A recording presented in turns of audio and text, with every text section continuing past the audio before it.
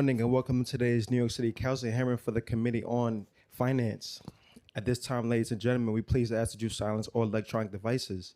If you would like to fill out a testimony slip, then please see one of the sergeant at arms. Approaching the front dais is strictly prohibited. Please do not approach the front dais. Chair, you may begin. Good morning and welcome to today's Finance Committee hearing. I'm Majority Leader Sean Abreu, and I have the privilege of chairing today's committee hearing in place of Finance Chair Lee. I'd like to recognize that we have been joined by Councilmember Phil Wong and Councilmember Frank Morano. Today, the committee will hold a public hearing on a pre-considered bill sponsored by Finance Chair Councilmember Lee by request of the mayor. The legislation would require the Commissioner of Finance to establish a temporary program to resolve certain outstanding judgments imposed by the Environmental Control Board, ECB.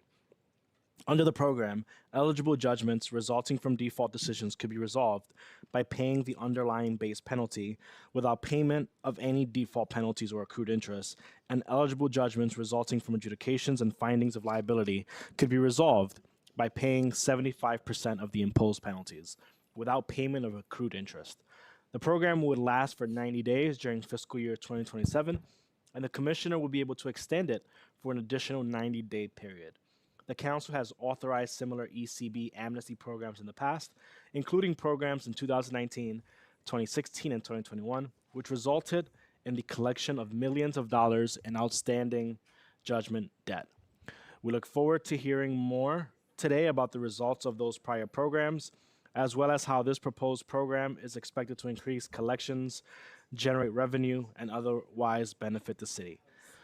We've also been joined by Councilmembers Sylvina Brooks Powers, Councilmembers Narcisse, Deputy Speaker Williams. Before we turn to testimony from the administration, I'd like to thank the staff of the Finance Division for their work in preparing for this hearing. Deputy Director Emra Adev, Chief Economist Dilara Dimnaku, Analysts Michael Sherman and Owen Katowski, Chief Counsel Nick Connell, Senior Counsel Nadia Jean-Francois, and Committee Counsel Brian Sarfo. We will now hear testimony from representatives from the Department of Finance, Commissioner Richard Lee, Deputy Commissioner Annette Hill. I will now turn it over to Committee Counsel to administer the oath. Good morning. Do you swear to tell the truth and nothing but the truth before this committee and council members? Yes. You may begin. Yes. Can you hear me okay? Great. Good afternoon, Majority Leader Abreu, Deputy Speaker Williams, members of the Finance Committee, and members of the City Council. My name is Richard Lee, and I am the Commissioner of the New York City Department of Finance. I am joined today by Annette Hill, Deputy Commissioner of Customer Operations. Thank you for the opportunity to testify today on the proposed ECB Amnesty and Compliance Program authorization legislation. The goal of the ECB Amnesty and Compliance Program is to encourage the resolution of ECB violations, to increase compliance, and collect fines in an area that is difficult for the city to enforce. As a result, Environmental Control Board, or ECB violations, are issued by more than a dozen city agencies and cover a wide range of offenses, including dirty sidewalks, littering, failure to remove ice or snow, working without a permit from the Department of Buildings, and many other quality of life and environmental issues. Agencies that issue violations include DOB, DSNY, FDNY, DEP, DOT, NYPD, HPD, DOHMH, DCWP, and parks. Violation recipients are typically businesses and property owners, but other individuals may be issued violations if they have committed an offense. ECB debt is referred to the Department of Finance upon OAT's docketing of unresolved violations that have been adjudicated by OAT's ECB subdivision. The proposed amnesty program will incentivize resolution and payment by reducing fines for individuals who have violations in judgment. Violations go into judgment when recipients do not pay or dispute them within 100 days generally. Amnesty program participants would receive a 25% reduction in the violation amount and will have the interest waived. The program would require the resolution of any outstanding violations which require correction.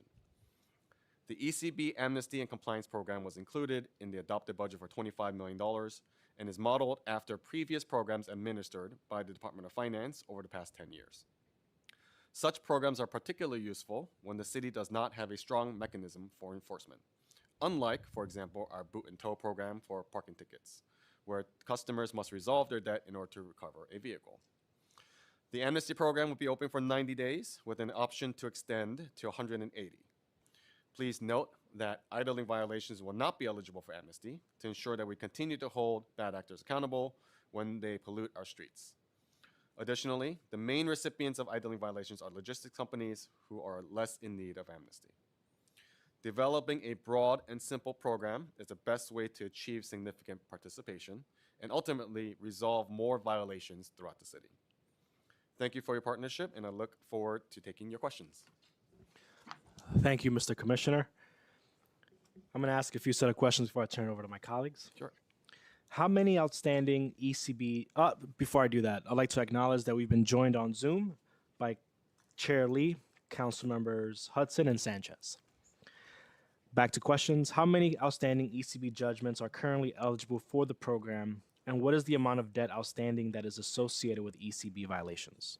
So as of the beginning of fiscal year 2026, we identified $573 million in outstanding debt that is potentially collectible, with an additional $744 million that is currently deemed uncollectible.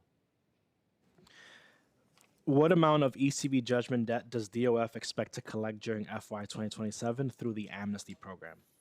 So as of adoption, currently the budgeted ECB collection target is 100.76 million, including $25 million from this effort in the ECB amnesty program. So that's inclusive of the $25 million from amnesty.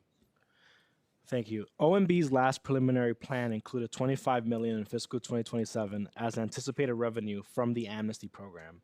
Considering the prior amnesty program brought over $43 million in additional revenues back in 2021, why do you think OMB expects less than the prior program revenues? The $25 million was a projection at the end of adoption. As we go through the program and see results and successes, we will update the budget as we get along through the rest of the year, working in conjunction with OMB. Many ECB violations relate to health concerns associated with building maintenance. Will this amnesty be available to all building owners? There will be a large number of ECB violations that are from DOB. The result of this ECB amnesty program is to ensure that we have better corrections and people are actually addressing their violations. We want individuals to correct these violations, and this is one way to do so. Will it be available to all building owners? It should be available to the vast majority of building owners unless it is currently under oath's system and has been docketed to us. There are some instances that we at DOF don't actually get all of the ECB violations. It might be because of some criminal activity or such. And what if there are owners who have a long record of poor building management? Of poor building management, that's something we'll discuss with DOB as we roll out the program. We are in constant communication with all of our agencies throughout this process and as we start beginning the rollout of this amnesty program. Would you do the same as well with buildings related to the city's AEP or other enforcement programs? Right now, AEP at its alternative enforcement program. Correct. We are in constant communication with our sister agencies on the rollout of this program, and so we are going to be working with them to determine which one of the programs will be viable, but it's only for DOF ECB docketed violations, right? So that's what it comes down to. If it's a ECB docketed violation, it should be eligible for the program. If it is a docketed ECB violation in any other agency, it won't necessarily be part of this program. We are only looking at DOF docketed violations from oath. When does DOF plan to implement the program within the year once the current amnesty bill is adopted? We are currently working on this right now, and I think our anticipated date, this Deputy Commissioner Hill? October, beginning of October. Of this year, correct? Yes. I'll turn it over to my colleague, Councilmember Morano, followed by Wong. Thank you, Majority Leader. Commissioner, it's good to see you again. We've definitely missed you on this side of City Hall most of the time. I know you're somebody who takes these issues seriously, like the ones that we're looking at in this bill. I want to start with the basic fairness question.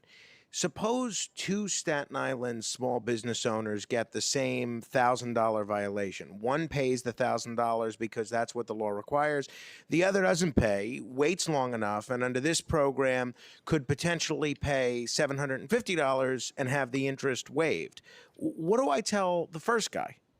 Well, there are going to be respondents in that situation. And that's why we're trying to strike a balance between that. We want to ensure that those unanswered violations do become in compliance, right? So that is the primary goal of this. We're going to have better outcomes for the city if more people are in compliance with any judgments they might have. How do we provide a second chance without sending the message that the financially smart thing to do is just to wait City Hall out? So this program, again, isn't a program that we run normally or regularly. We come to the City Council for authorization of such. There's also no guarantee we will have another ECB amnesty program in the future. So I would say that this is a program that we administer sparingly, but it is to ensure that we have better outcomes for individuals in the city. If people are addressing their outstanding violations, it is a better outcome. There was something in your testimony that really caught my attention. You say these programs are particularly useful where the city doesn't have a strong mechanism for enforcement.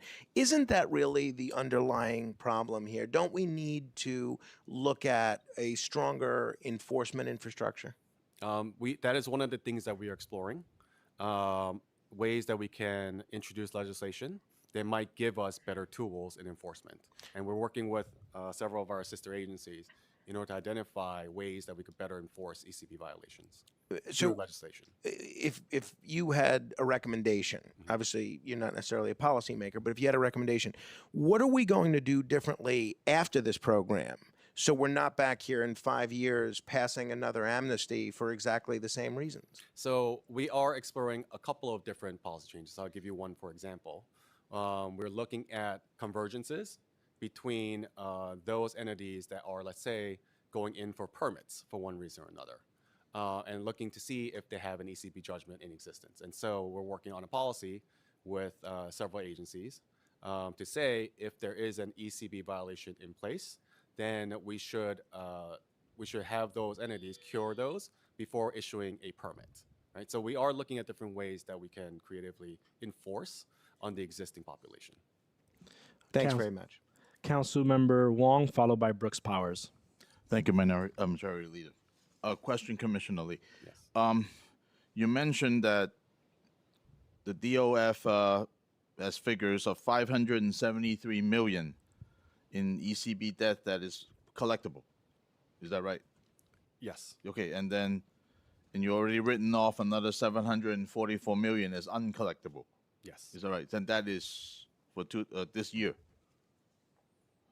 Yes. Yeah, all right. Yes. As of now. Can you explain this new amnesty program? What are you fixing that your current tools have not been fixing? I mean, do we have like another year from now? We're gonna see the same two figures except with the numbers being different. But what are you fixing? Because as I see it, there will still be uncollectible debt. Yes. So Are you closing that gap, or what are you trying to fix? Yeah. It's addressing a number of different issues, right? We're trying to get respondents to be responsive to their existing violations and cure them and pay the violation costs. There will be some in the uncollectible category that might come in and say, now, okay, we will comply. And so we are looking to at different ways that we can convert some of these uncollectible fines into collectible, and which we do every once in a while when we get new information, right? We find that a business had been deemed uncollectible after previous attempts to address their violations, and we find new information, we move it from the category of uncollectible to collectible. And so we're hoping that through not only this effort, but the other efforts we're putting in place within the within Department of Finance, that we'll be able to better collect into the future. Okay, I'm going to follow up with that. Weekly, I deal with constituents with fines and penalties. Now, most of my constituents pay their fines on time. So, can you explain why we keep rewarding the people who don't pay on time? Which seems that's what this is doing. So it is an opportunity for individuals to cure their existing violations, right? And this is one opportunity to do so. This is not a program that we run every year. It's a program that we come to the council for authorization because we want to use it. We don't want to have a situation where we're running this program every single year. With that said, it will have better outcomes. People who have not addressed their violations will now be, will likely be able to address their violations and have a better outcome for the city. And so that is what we're hoping to do. Okay, I have a follow up. Or okay, yes, yes. I'm aware of defendants that default multiple times, and it seemed to me your program is not. Are you trying to fix those, or Yes. what are you addressing? We're trying to fix those as well. Those like small businesses who haven't had the chance to or was unable to. This might be a way for them to cure their instances. Okay, thank you. Thank you. I have round two. Later. Second round, no problem. Councilmember Brooks Powers, followed by Narcisse. Councilmember Narcisse. Good morning, Commissioner, and thank you, Chair. I have a question for you. Sometimes I want to know why people did not pay their bill. So, from the data you have right now, I want to know the bill gives the most generous treatment to default judgments, right? Why did those response defaults in the first place? And how many of those defaults do you attribute to a notice going to incorrect or outdated address? So, as indicated earlier, our current uncollectible docket is about $744 million. And there's a number of different reasons why. It could have been respondents were unable to pay. We also could not have, it might be in instances where we couldn't identify respondents. And it could also be because businesses went bankrupt and they no longer exist. And so there are a number of different reasons why people might default, but the uncollectible category includes those type of instances where businesses simply do not exist anymore, and we can't collect on an entity that no longer exists because they went bankrupt. Okay. I'm going to shift a little bit here. Usually, I mean, the in-house folks do better in some instances.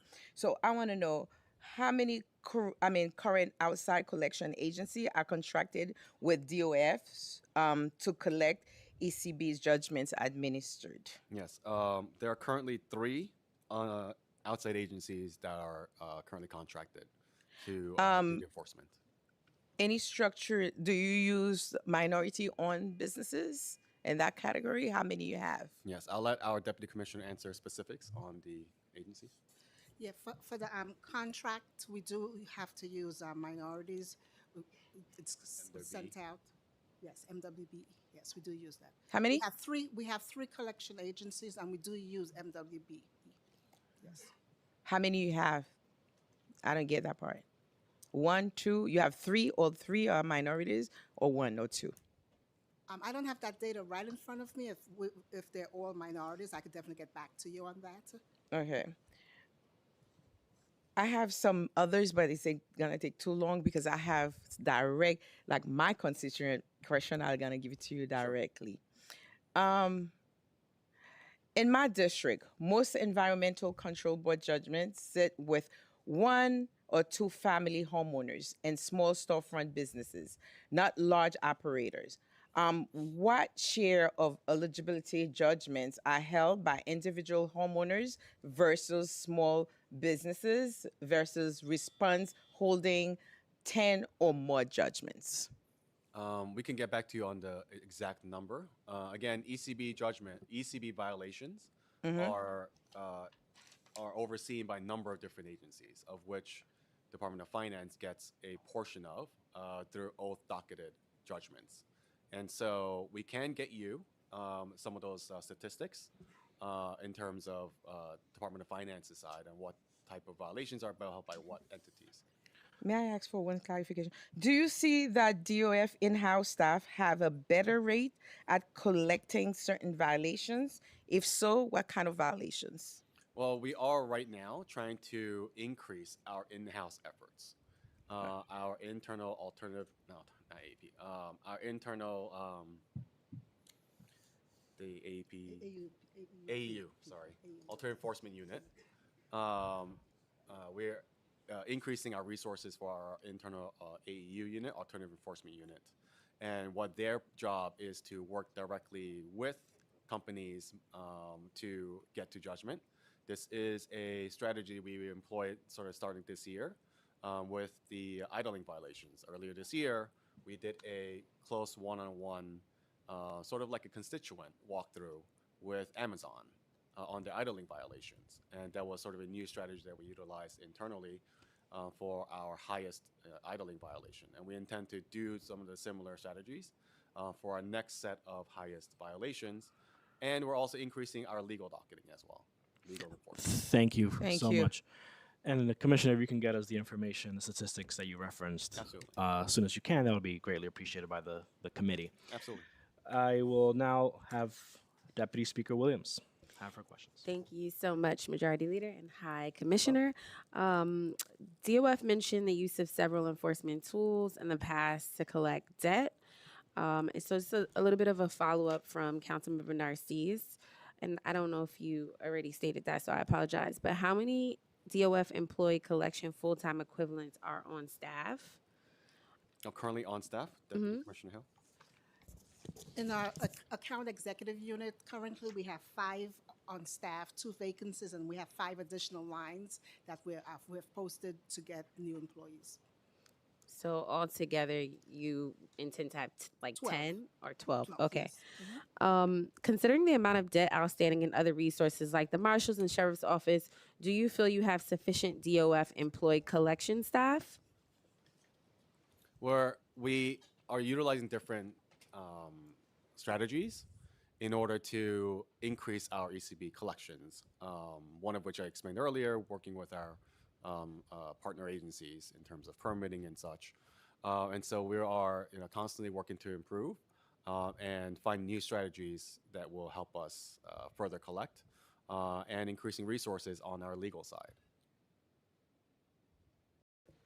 Okay, actually, since you mentioned that, I did have a question about the work you're doing to partner with other city agencies, a whole plethora of things, converting DOB issue ECBs, requiring license and permit holders to satisfy ECB judgments, implementing targeted outreach.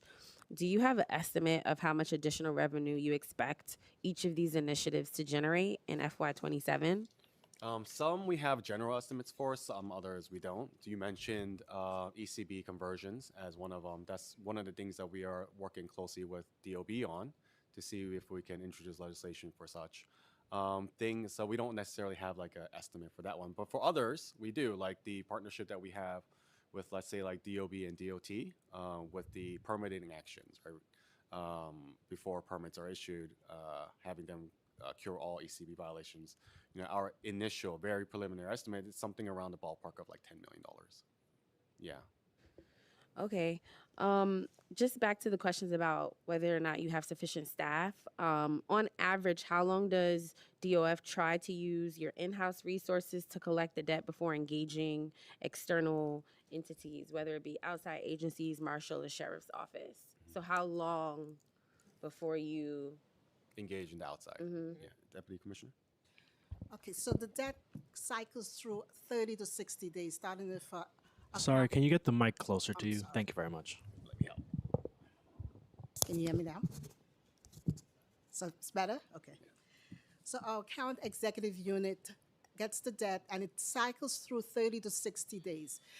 It's 30 to 60 days because within that first 30 days, if we've made contact with the taxpayer or the individual, and we're developing a relationship to get payment and get the information, we'll keep working with them. If we haven't made contact within that 30 to 60 days, it will either move to an outside collection agency or we'll send it to legal for execution. I'd like to acknowledge that we've been joined by council members Marte, Maloney, and Ressler, and Felice and Mealy on Zoom. I'm going to ask now a few questions on the past amnesty programs. Has DOF evaluated the results of prior amnesty programs, specifically those from 2009, 2016, and 2021? If so, for each year, I have questions on each. I'm sorry, the question was how much or? Have you evaluated the results of prior amnesty programs? And to some extent, we have evaluated those results. I'm not sure exactly sort of what type of evaluations you might be interested in. So let me know if you have this information. How many respondents participated during the initial 90-day period, and if applicable, during the extension of those prior programs?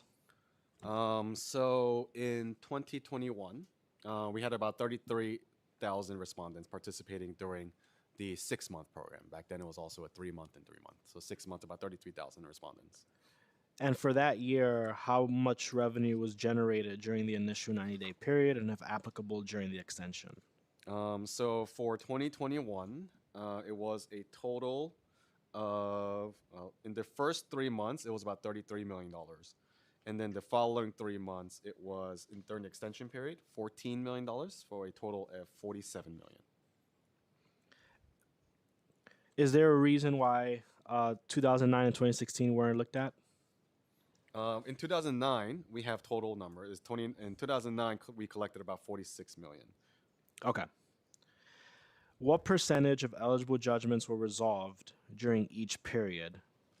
And what percentage of those judgments resulted in corrective action to resolve compliance judgments? I think it's 5%. Let me just double check right now. The judgments you said, right? Yeah, take your time. Yeah, I believe it was 5%. What type of ECB violations had the highest success in getting resolved through the prior amnesty programs? Highest success in prior amnesty programs. Said fire? There were usually ECB violations coming from DOB and FDNY. Of the judgments resolved through the program, how many were default judgments and how many were adjudicated judgments? Default judgment, Deputy Commissioner, how do you happen to have that? I think it was 85. There were 75% were from default and 25% were adjudicated. Does DOF track repeat participation in ECB amnesty programs? Oh, did you ask if there was Repeat participation? repeat participation?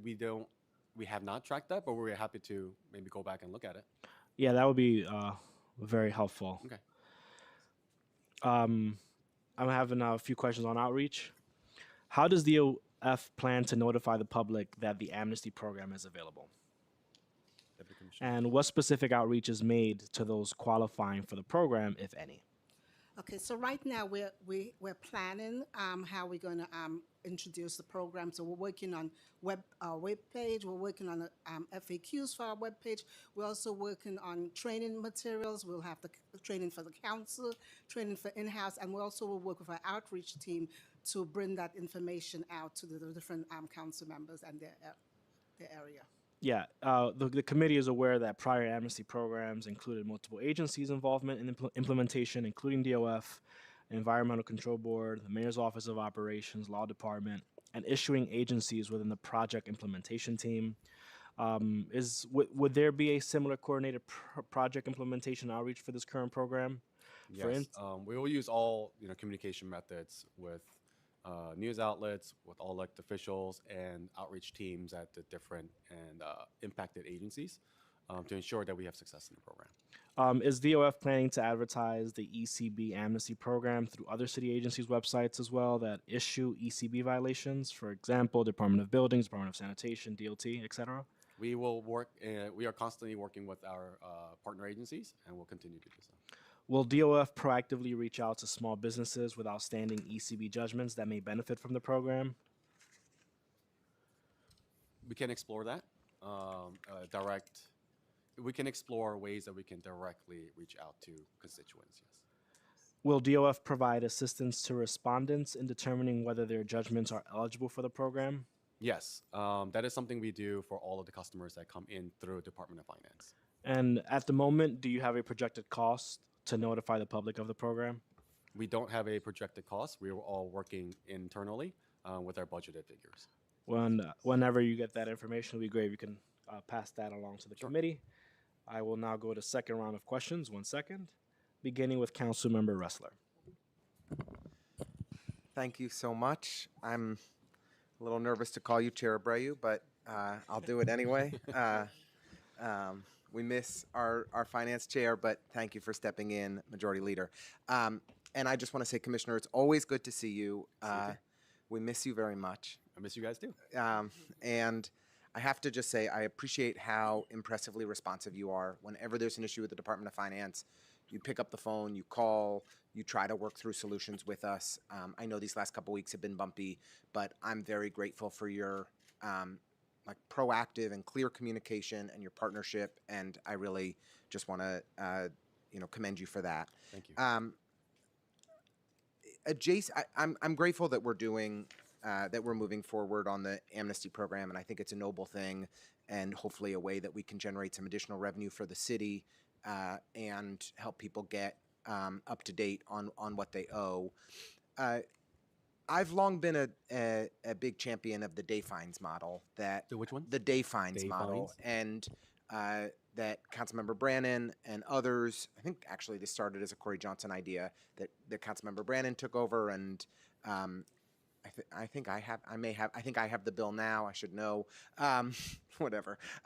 Oath has always hated it, and they've always claimed that it's very challenging. So the premise of the idea is that for some people who are extraordinarily wealthy, a modest fine is a rounding error, and they don't care, and they'll pay it 100 times over, and it doesn't matter. And for some people who are extremely low income, a modest fine causes enormous difficulties in their lives. And if we were to create a pilot that looked at income levels to inform what people could pay, it might actually be helpful in the city consistently collecting the revenue that we're owed, and us setting fines at a level that might actually deter bad behavior and improve conditions around the city of New York. Is this an idea that you've considered? Have you looked at this legislation in the previously? Is it something you'd be open to exploring together? Yes. So I have not specifically thought about this issue. I have heard about the programmatic model. But we're open to always discussing any new ideas that anybody in the council or anyone else might have on new policy ideas. We're always open to that. Great. Well, we would love to explore that with you together. Oath has always kind of claimed over, I guess, multiple administrations, at least de Blasio and Adams, that it would be very challenging to confirm the income levels of the individuals, and that makes the implementation challenging. We've suggested you would just affirm it yourself, what your income level is when you are paying. But we thought it would be, we really think this is an overdue idea. The amnesty program approach is one approach. We think this is actually a more sustainable model that would work better to not just collect revenue, but to improve behavior and conditions around the city of New York. We're happy to discuss. Thank you very much, and thank you, Chair, for the time. Thank you. Chair Lee, do you have questions on Zoom at the moment? 12 hours behind us. Chair Lee, No, are I'm you good. there? I'm here. Sorry. You're okay. I'm good. Yeah. You have questions? No. All right. Oh, you're saying because while we have quorum. No. I'm good. Thank you. All Awesome right. job. You got it. I'll now turn it over to Councilmember Morano, followed by Wong. Thank you, Majority Leader. Commissioner, one thing that jumped out at me after seeing your testimony is the adopted budget assumes $25 million from this program. How did you arrive at $25 million? I'm just wondering if that's a conservative estimate, a target, or something else. It's an initial projection, right? It's an initial projection of what is anticipated from this program. But as we go through the program, those revenue figures will be updated by the time we get through like the November preliminary and executive plans. So, what participation rate does that assumption require? We can get back to you on that one, on the participation rate. So, one distinction I'd like to understand of that projected $25 million, how much represents money you believe the city would have collected anyway without amnesty? We can follow up on those figures right now. Besides the $25 million, so including the $25 million, we have currently projected $100.76 million, right? So traditionally, we are collecting just around the $75, $80 to $80 million mark. For 2026, we collected $88 million, right? So it is in line with our past collection efforts. 26 was at 88 million, so it is above what we normally collect. I was very pleased to see in your testimony that violations requiring correction actually have to be resolved. Yes. I think that's an important safeguard, and I'm glad that it's in there. How will the Department of Finance verify the correction before granting the financial benefit? Are you relying on the issuing agency to certify the compliance, or is there something else? Yes, it is the issuing agency that we'll be working with in terms of compliance. And it is a program you have to comply in order to receive the program. So it is a specific thing that we have built. So could you have a situation, and it sounds like the answer is no, but I just want to be clear, where somebody receives the discount first and then fails to complete the correction afterward, or must compliance occur before the amnesty is granted? Yes, the answer is no. They have to comply first. Gotcha. Comply with violations first. My last question. You execute, in your testimony, you specifically say that idling violations are excluded because you guys want to hold bad actors accountable. So you exclude idling violations partly because the recipients tend to be logistics companies that you say are less in need of amnesty. So need is apparently a factor in deciding who gets relief. If that's the case, why not apply that principle more broadly? Why should a multinational corporation and a neighborhood pizzeria receive the same percentage reduction? So there are a number of reasons why a entity might not be able to participate in the program. If it was included in an agreement with, let's say, this sheriff's office or city marshal before corp counsel, or an execution has been issued before upon the sheriff's office, or violation being converted to tax lien, or a violation subject to criminal investigation. There are a number of violations that will not be participating in the ECB amnesty program. But idling is one of the ones of many that will not be participating in the amnesty program. Councilmember Wong. Thank you, Majority Leader.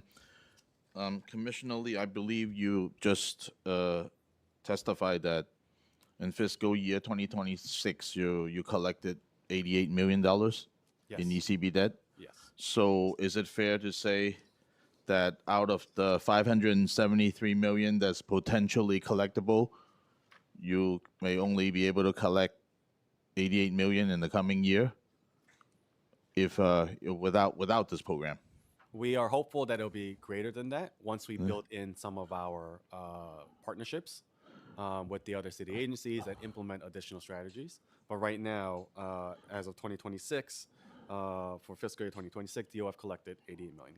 So can you talk about what contributes to this low rate of collection? Yeah. Well, let's not talk about the program for a minute. Look at your existing issues. Yes. Please talk about why you're only able to collect such a low rate. And sometimes it's because respondents cannot be identified. Sometimes it's because respondents no longer exist, or businesses no longer exist. We have a period in which we outreach to them, and then we have a period in which our outside collection agencies reach out to them. But after that, it is deemed uncollectible. Right? And so we are right now going back into the uncollectible category to see if it could recategorize as collectible. And we're trying to increase efforts to do better collections internally by working, employing new strategies and working with our partner agencies.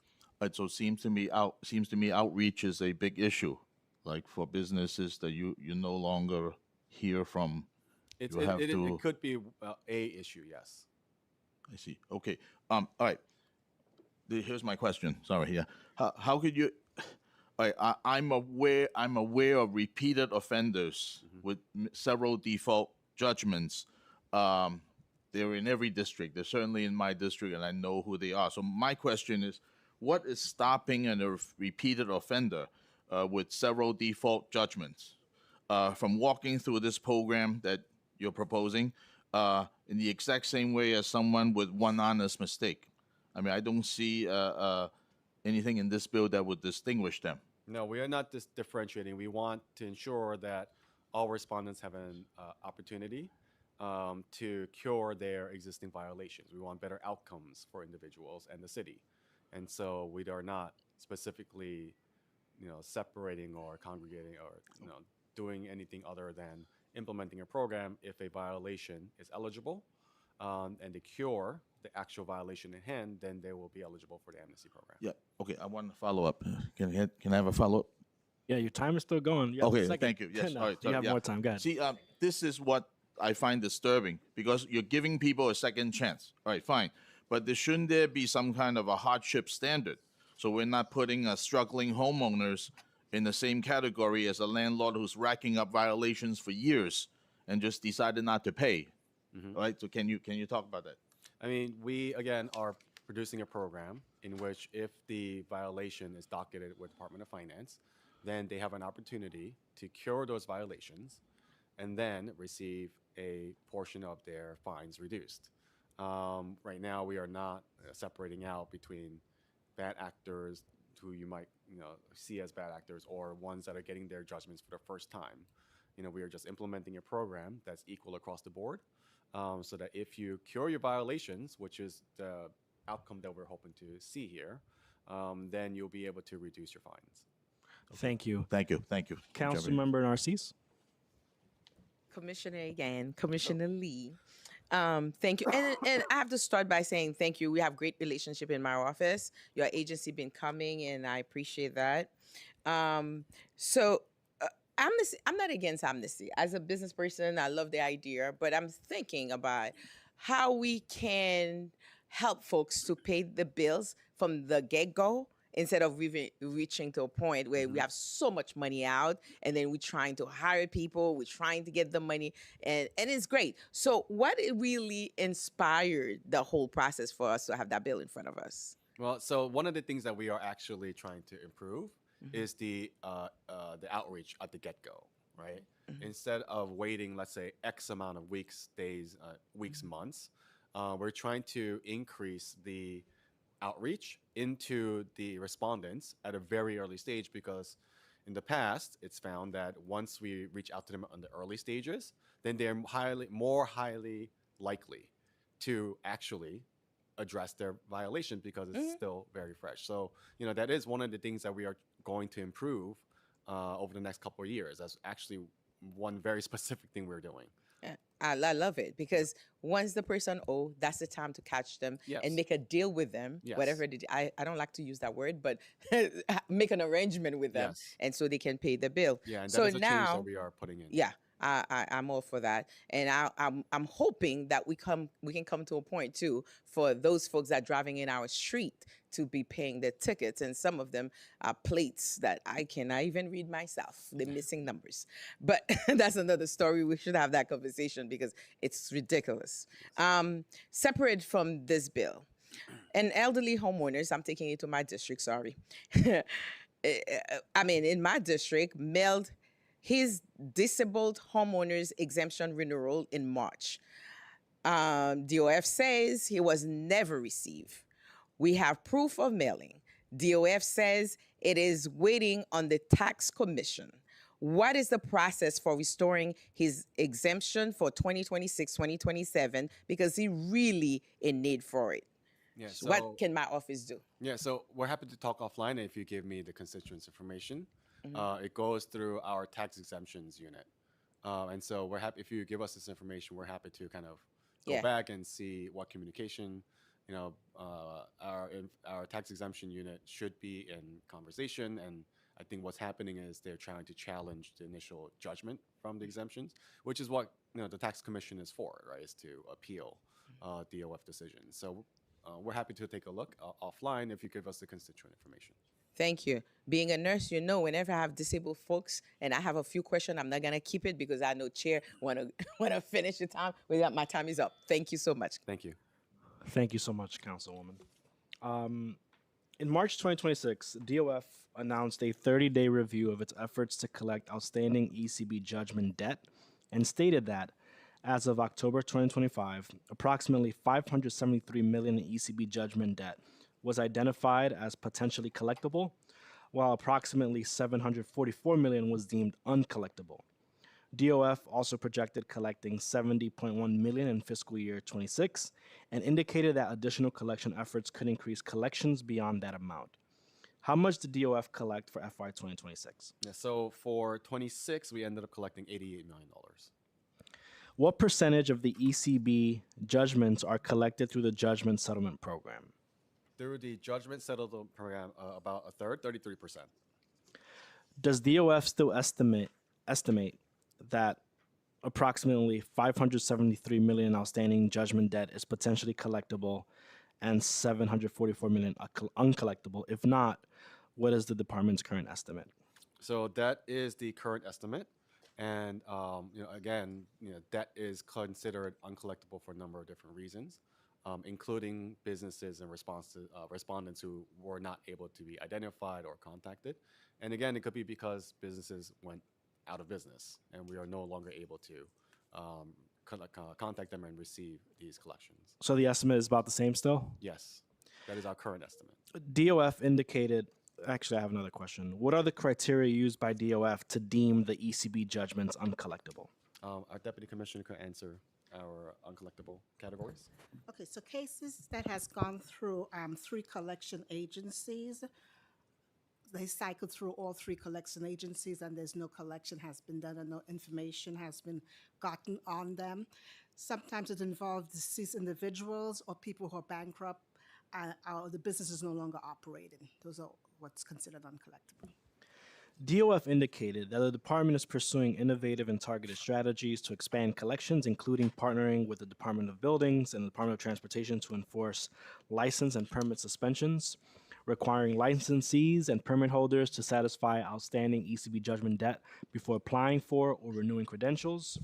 2, converting DOB-issued ECB judgments into property liens to strengthen enforcement and improve recovery rates. And 3, implementing targeted outreach efforts, including specialized mailings to encourage payment and increase compliance. How much additional revenue does DOF expect each of these initiatives to generate in FY27? So again, we are constantly trying to improve and work with our city agencies, sister agencies, in order to improve some of the collections, and we've been in constant communication with them. The efforts that we have with like DOT and DOB in terms of like the permitting, our early estimate is about $10 million. Our increased outreach efforts we think will yield an additional $1.5 million. In terms of the lien conversions, that is something that we are in constant contact with DOB on, and a legislative route that we are currently seeing if it's a viable option or not. So we don't necessarily have a estimate for that, but we are trying to figure out what could be done right now. And when do you think you can get an estimate on the lien conversions? We're working with the Department of Buildings on the scope, and once we figure out the scope, I think it will give us a better understanding of what is convertible and what's not. And Once you figure out the scope and what makes sense. yeah, like scope of violations, what makes sense, how long, what's docketable, and what's not. Sort of once we get a little bit more into the details with DOB is when we'll figure it out. And you can share that with us. Yes, when we Great. get to that point, yes. Sounds great. The announcement stated that DOF intends to prioritize collection of debt from the city's worst offenders, quote. How does DOF define worst offenders? How many respondents fall into that category? And what is the total outstanding ECB judgment debt associated with those respondents? Yeah, so worst offenders we're using a little generally, but the idling violations will not be part of the amnesty program. I indicated earlier, some judgments that are going through, let's say, criminal action or the sheriffs or marshals will not be eligible. So there are a number of violations that will not be eligible for the ECB amnesty program. Are you contemplating additional types of respondents that should not be eligible at the moment? We can look at additional and see if there are additional categories that we can include or exclude, I guess, from the amnesty program. We're happy to have those conversations. And it's fair to say those offenders will not be eligible to participate in the amnesty program, correct? All right. And my last set of questions are on enforcement tools, and then I'll have exhausted my questions unless someone else have any other questions. DOF mentioned the use of several enforcement tools in the past to collect on ECB debt currently. How many DOF employed collection full-time equivalents are on staff? The full-time equivalents, could you give that? There are currently five full-time in our account executive unit. As I mentioned before, we have vacancies and postings, so we expect to have 12 by the time we do our hiring. And do you consider that to be a sufficient number? You know, we're going to work with the resources that we have. It is an increase for us, and we're going to use those staff to do the one-on-one expanded sort of outreach, especially for our AE unit, our alternative enforcement unit, that will talk to and guide the highest violations. Considering the amount, oh, my volume went up. I know. That's why I caught myself in the middle. It kind of surprised me. Considering the amount of debt outstanding and other resources like the marshal's and sheriff's office, I guess I am repeating the question. Do you feel like you have sufficient DOF collection staff? And you say you work with the resources you have. Yes, Spoken like a true politician, Commissioner. We believe it is sufficient, and we're going to work through and improve all the ECB collections to make them be more respondent. And I'm sure you can do more with more, right? I think everybody would say they can always do more with more. How many current outside collection agencies are contracted with DOF to collect ECB judgments administered? ECB judgments, specifically, we have 3 outside collection agencies. Can you explain the city sheriffs and deputies' action plan to enforce ECB judgments? So their action plans to enforce, Deputy Commissioner? I don't have an action plan for them, but I will tell you when we will refer, once we have information, bank account information, we'll refer them to the legal department for the marshals to do an execution on the outstanding judgment. All right, one last question to wrap up this part of the hearing. Thank you, Councilmember Majority Leader. Wong. Yes. My last issue is outreach, because putting this in a website, is not enough, especially for people that don't check on websites. They just automatically, they get automatically deducted from their bank accounts. You just get an email.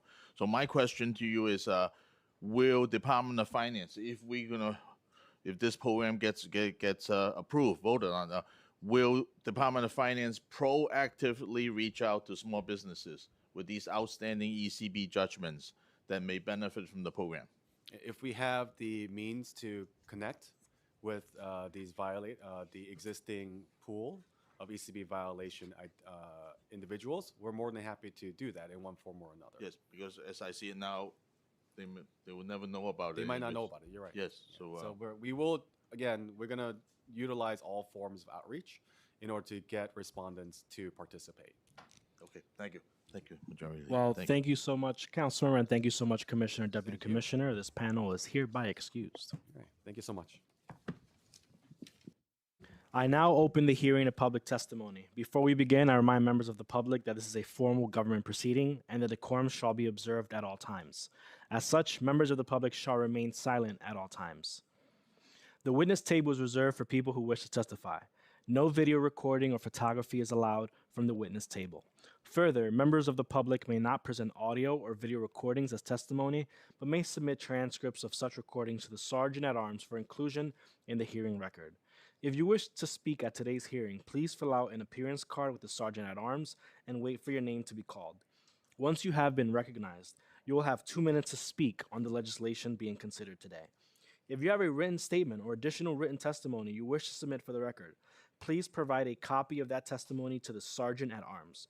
You may also email written testimony to testimony@council.nyc.gov within 72 hours of this hearing. Audio and video recordings will not be accepted. When you hear your name, please come up to the witness panel.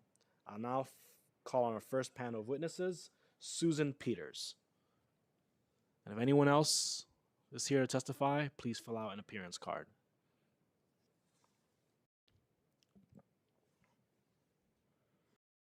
I believe you're my constituent, Ms. Peters.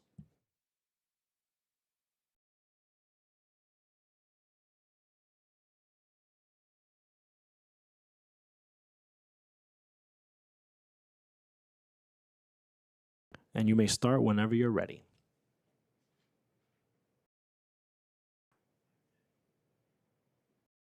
Can you hear me? I can hear you Okay. loud and clear. Great. It's very interesting listening to the position our small business people are in. It's very tough out there. And I'm here to talk about why it's tough and also why people on the city council need to educate themselves about why it's so tough for our business people. My name is Sue Peters, and I'm a resident of the Upper West Side. I'm glad to be speaking to my local elected officials. In the last 17 years of my long career in data processing, I worked for a Wall Street bank. I discovered through the bookkeeping that I was responsible for what the bank does, the power of the bank. Quote, every time a bank makes a loan, all it is doing is simply making a bookkeeping entry in the borrower's account for the amount of the loan. This bookkeeping entry is debt to the borrower and earns interest to the bank, end quote. In other words, our money does not come from our government, nor does the bank loan out money from savers. The bank creates it as debt. This fact is not taught in our schools or discussed in our media. Why? Whoever controls the creation of the money of a country controls that nation. Money is power. We all know that. Why do I bring this to your attention? Because you are public servants and can investigate this and inform the citizens. Aren't all of us entitled to the truth of our history and the truth of the world we live in? Only then can we think about how to change our world for the benefit of everybody. I'd like to end with a quote from a New York City businessman and author from 1883. Quote, the most fundamental law in any nation is that which institutes money. For money governs the distribution of property and thus affects in 1,000 ways the relations of man to man. Thank you very much. And I have actually 4 different handouts, for the committee to read, and I have a copy of my testimony. Well, thank you so much for testifying, Susan Peters. And can the sergeant please pass along her papers so we can read it? Yeah. Thank you to all of you who came here to, you are excused, my apologies. Thank you to all of you who came here to share your testimony today. If there's anyone in the room who wishes to speak but has not yet had the opportunity to do so, please raise your hand and fill out an appearance card with the sergeant at arms at the back of the room. Seeing no hands in the committee room, we will now shift to virtual testimony via Zoom. Participants on Zoom, please listen for your name to be called and respond to any prompt to be unmuted. You may begin your testimony after the sergeant at arms starts the clock. I don't believe there's anyone signed up on Zoom, is that correct? We are making a final call for Zoom registrants who have not yet spoken. Seeing no registrants on Zoom. If you are currently on Zoom and wish to speak but have not yet had the opportunity to do so, please use the raise hand function and our staff will unmute you. Again, seeing no hands, I would like to know that everyone can submit written testimony to testimony@council.nyc.gov within 72 hours of this hearing. That concludes our hearing for today. Thank you, Majority Leader and Brian. My pleasure. Anytime for you. Take care. Bye bye. Bye.